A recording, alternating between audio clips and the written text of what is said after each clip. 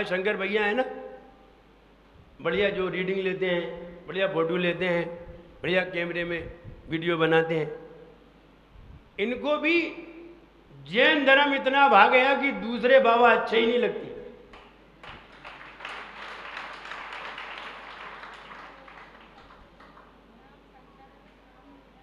नाम भले ही इनका शंकर है,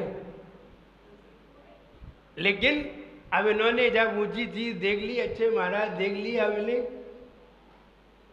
ठर्रा बीड़ी पीने वाले अच्छे ही नहीं लगते। वे लीजिए महाराज इनसे तो बढ़िया हम नहीं पीते, तो उनको भी वो भाते नहीं है, अन्य लोगों को भी नहीं भाते।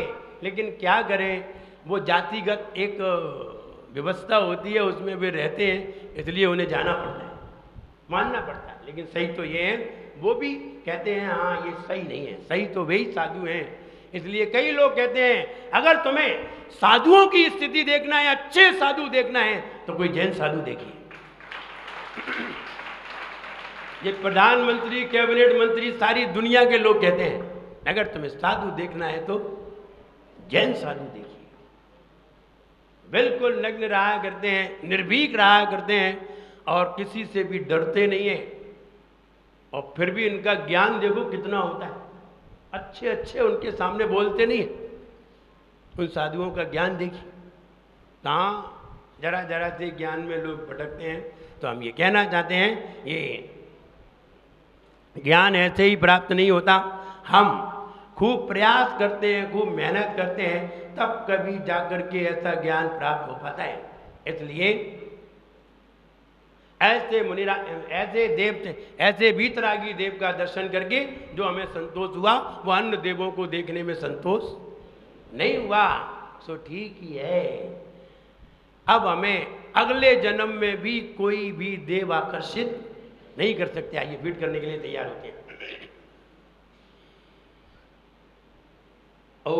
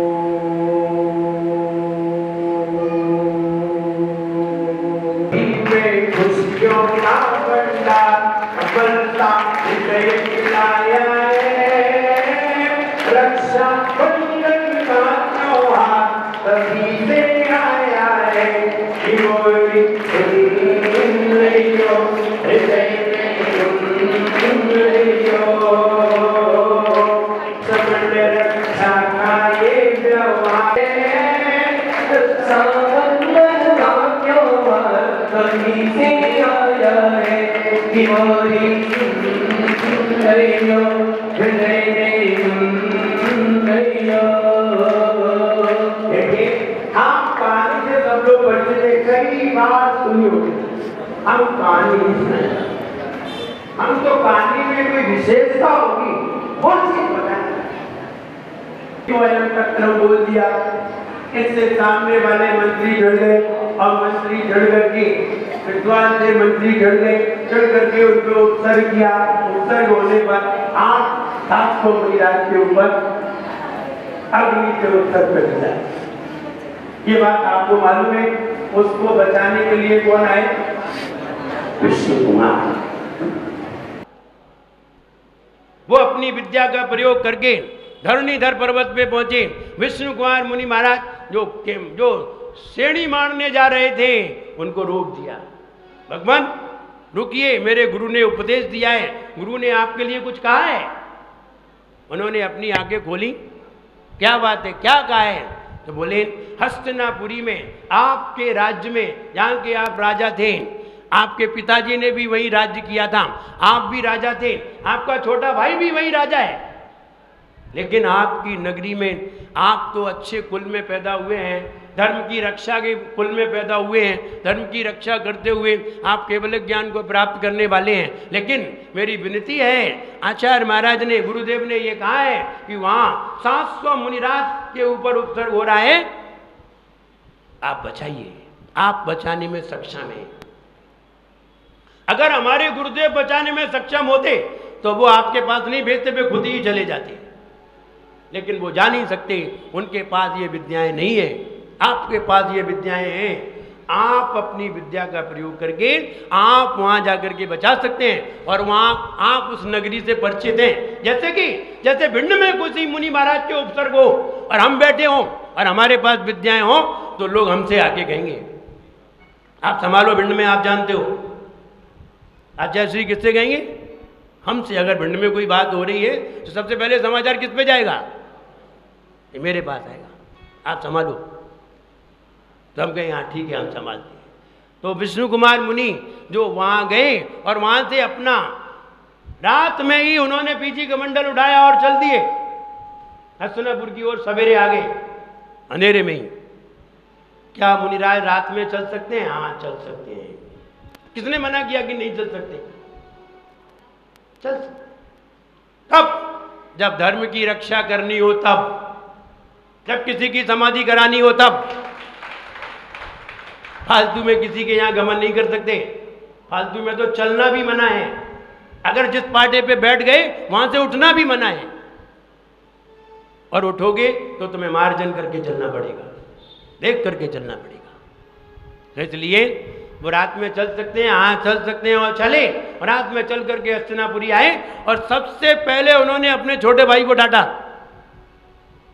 ऐसा दुष्टता का तू काम कर रहा है, तुझसे बड़ा हमारे खानदान में कौन होगा जो इतना दुष्ट होगा, जो साधुओं के ऊपर उपसर्ग कर रहा है। तुझसे बड़ा दुष्ट तू पैदा होते ही मर जाता तो अच्छा रहता। कम से कम हमारी नगरी में हमारे कुल का नाम तो बदनाम नहीं होता, तुम ही तो मरते। और 50 सुनाने के बाद वो हाथ जोड़े रो रहा था और कह रहा था मैं वचनबद्ध हूँ और राजा हूँ, तो वचनबद्ध के कारण ये सब हो रहा है। मुझे क्या मालूम था ये हमसे वचन लेकर के ऐसा अत्याचार करेंगे, मुझे ये थोड़ी मालूम था। ये मालूम होता तो हम इनकी पिटाई कर देते, लेकिन नहीं मालूम था। वचन दे दिया इसलिए हम वचनबद्ध हैं और कोई कारण नहीं है। हम क्यों चाहेंगे किसी मुनिराज पे उपसर्ग करने की? हम इतने दुष्ट थोड़े हैं कि मुनिराज को गाली दे दें, इतने दुष्ट थोड़े हैं। हमारा खानदान अच्छा खानदान है, हमारी खानदान की पहचान है, और हमारे खानदान में मोक्षगामी जीव पैदा हुए हैं आप जैसे, तो हम कैसा ऐसे कर सकते हैं? बिल्कुल सही बात है। जिस खानदान में अच्छे लोग होते हैं उस खानदान में मुनियों से अभद्र व्यवहार नहीं किया जाता, और जिस खानदान में सड़े लोग होते हैं उस खानदान में अच्छे लोग पैदा नहीं होते। हाँ अच्छे लोग पैदा होते हैं, वहां कोई सड़े जरूर हो जाते हैं। आए तो अच्छे थे, बाद में हवा लगी तो खराब हो गए। थे तो अच्छे, ऐसा नहीं है अच्छे नहीं थे, अच्छे थे, बाद में खराब हुए। हवा लग गई इधर उधर की, गंदी हवा लग गई। तो जब विष्णु कुमार मुनिराज ने ये सुना तो उन्होंने कहा ठीक है, अब हम भी समझते हैं, हम भी राजा होते तो हम भी चुपचाप रहते। तो विष्णु कुमार मुनिराज ने कहा ठीक है, अब तुमसे कुछ नहीं होता, हम करके दिखाते हैं। तब वो विष्णु कुमार मुनिराज एक वामन का रूप रख करके आए और उन्होंने आकर के उपसर्ग को दूर किया अपनी बुद्धि से, युक्ति से, तरीके से, और लड़े भी नहीं और उपसर्ग भी दूर कर दिया। ये तरीका होता है बड़े लोगों का, छोटे लोगों का होता है लठ लेके आ जाते हैं सीधे और लड़ाई चालू। लेकिन बड़े लोग समझदारी से काम लेते हैं, नीति से काम लेते हैं। उन्होंने नीति से काम लिया। वेदों के उच्चारण करते हुए आए तो उन्होंने कहा ये तो बहुत बढ़िया पंडित है, और पंडिताई में पंडिताई दिखाई, वेदों के उच्चारण बताए तो वो आकर्षित हो गए और उनसे 3 डग जमीन मांग ली। एक काम करके उनका 3 डग जमीन मांग ली, 3 कदम जमीन चाहिए, और 3 कदम में पूरा हिंदुस्तान क्या पूरा 2.5 द्वीप उन्होंने कवर कर लिया। ढाई दीप, विदेह क्षेत्र, 5 विदेह क्षेत्र, 5 भरत क्षेत्र, 5 ऐरावत क्षेत्र, सारी भोग भूमि साहब 3 डग में ही ले ली, 2 डग में ही निपट गए, तीसरा तो उनकी पीठ पे ही रखना पड़ा।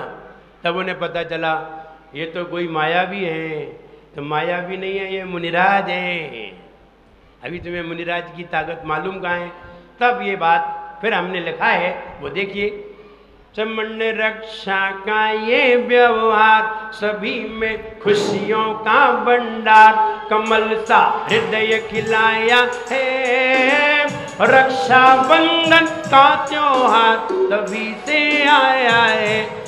मोरी सुन लियो हृदय में मुनि कंपनाचार्य संग जब हस्तिनापुरी आया, मुनि कंपनाचार्य संग जब हस्तिनापुरी आया, मंत्री ने निपराज पाठ ले एक दुष्कृत्य रचाया। वो मंत्री एक दुष्कृत्य रचाया, मुनिवर के चौओर आग का हिंसक हवन कराया, मुनिवर के चौओर आग का हिंसक हवन कराया, उठा धुआं तो गया श्वास में होश नहीं रह पाया, हुआ मुनि पर उपसर्ग अपार, हुआ मुनि पर उपसर्ग अपार, बचाए आने बचाने आए विष्णु कुमार, सभी का दुख मिटाया है, रक्षा बंधन का त्योहार तभी से आया है।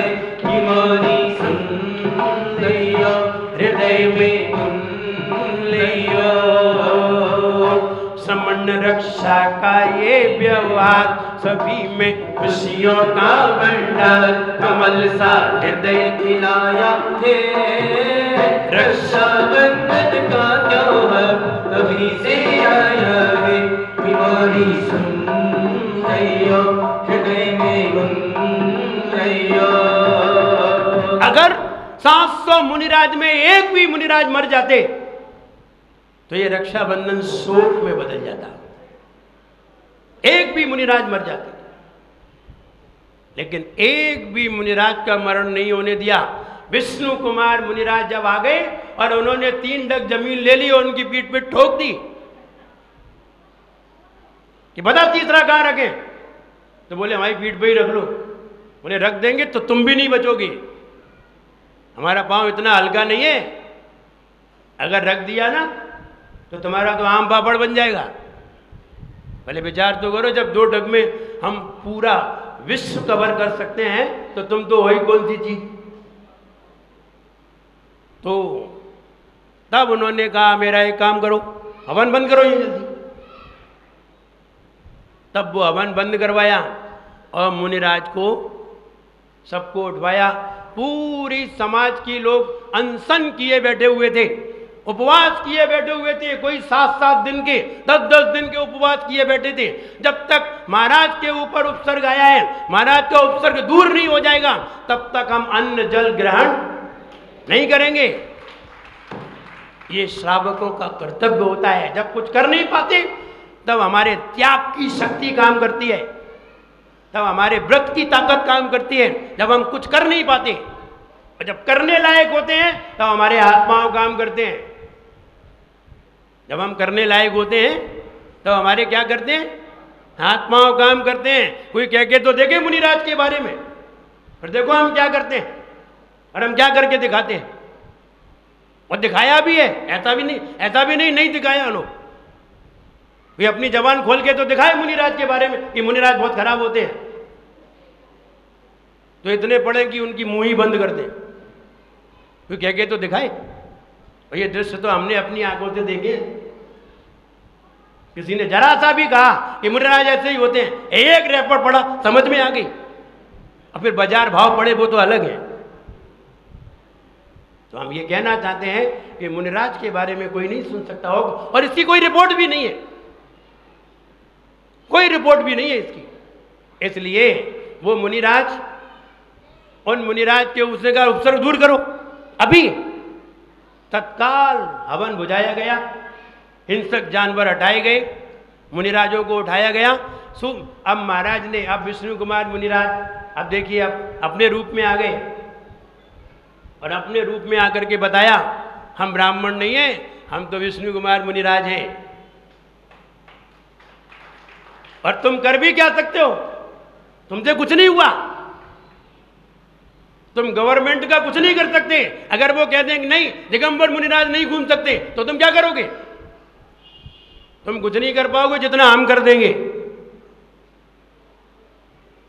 इसलिए तुम भी काम के हो और हम भी काम के हैं। कहां तुम काम के हो, तुम अपना काम करो, कहां हम काम के हैं, हम अपना काम करते हैं। जहां हम काम के होते हैं हम करते हैं, जब हमारी विद्याएं हमारी काम करती हैं, जब हमारी ताकत काम करती है तब हम काम करते हैं, और जब हमारी ताकत के अलावा दूसरा काम होता है वो तुम्हारा है। तब विष्णु कुमार मुनिराज ने कहा कर लिया उपवास, कर लिया त्याग। तुम्हारे त्याग के परिणाम से हमें मुनि पद छोड़ करके यहां आना पड़ा, क्योंकि तुम्हारे त्याग में बहुत ताकत थी, तुम्हारे व्रतों में बहुत ताकत थी। बच्चे बच्चे ने अन्न जल छोड़ दिया, जब तक मुनिराज के ऊपर उपसर्गे तब तक हम अन्न जल ग्रहण नहीं करेंगे। और बच्चे बच्चे जब अन्न जल छोड़े हों तो उनकी बरगणाएं जब जाती हैं तो मुनिराज पे भी असर कर जाती है। वह मुनिराज को आना पड़ा और उन्होंने उपदेश दिया, पूरी समाज के लोगों को बुलाया, बिठाया। अब उपसर्ग दूर हो गया है, अब इनमें हिम्मत नहीं है कि कोई भी मुनिराज के ऊपर निगाह भी खराब कर जाए। उपसर्ग करना तो अलग बात है, ये निगाह भी कर जाए, इतनी भी हिम्मत नहीं है इनमें। और ऐसा कह करके अब उन्होंने कहा अब तुम एक काम करो। बोले क्या करें? बोले कोई भी मुनिराज को होश नहीं है, सब पड़े हुए हैं, सभी के गले रुंधे हुए हैं, कोई भी बोल नहीं पा रहे हैं, कोई भी जल भी लेने की ताकत नहीं है, अब क्या करेंगे? सब लोग सेवा करो। खूब भैयावृत्ति करी, सवेरे से भैयावृत्ति चालू हो गई और एक एक घंटों भैयावृत्ति की, घंटों भैयावृत्ति करके उन्हें पानी से जैसे भी जो भी किया हो उपचार किया, बाहर भैयावृत्ति की। अब इनको आहार कैसे कराएं? तब विष्णु कुमार मुनिराज ने कहा इनको ऐसा आहार कराओ कि इनके शरीर में ताकत भी आ जाए और अच्छी तरह आहार भी हो जाए। बोले क्या बना लें? हलवा बना लें? बोले नहीं नहीं, हलवा बनाओगे पचेगा नहीं। बोले फिर क्या मूंग की दाल बना ले, दाल रोटी? बोले नहीं, दाल रोटी नहीं बनाओ,